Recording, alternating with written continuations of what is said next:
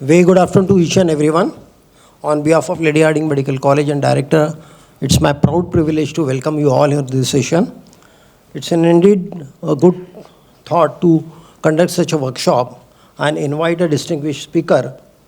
We are thankful, Dr. Gautam, having coming over here, and we will be able to listen your talk. And it was a very welcoming thought. It was a long dream cherished, which when I joined this college, we wanted to start a dialysis, but unfortunately it could not happen. But once this opportunity came, we just jumped it and we started it. And when Madam approached us, it was a difficult task, but through the help of previous DGHS sir, Dr. L.H, who really pushed it with the ministry, Roli Singh ma'am, and we worked out, signed an MOU, and we started that.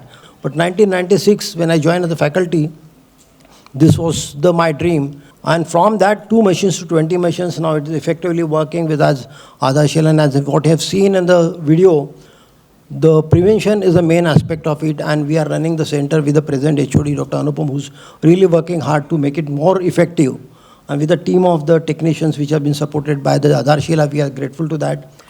We had really still challenge to appoint technicians, but they extended the hand, and we could manage to start this 20 dial.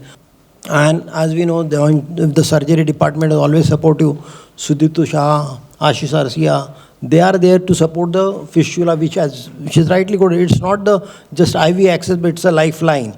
And fortunately, our center is doing very well in that. Our success rate is quite good for the AV fistula compared to any other government hospital or even private.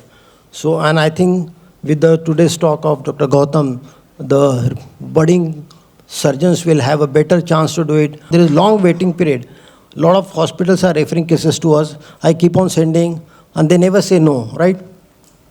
So with these few words, I really thank all of you for joining this session, and it's my proud privilege. I'm humbled to be here. Thank you so much.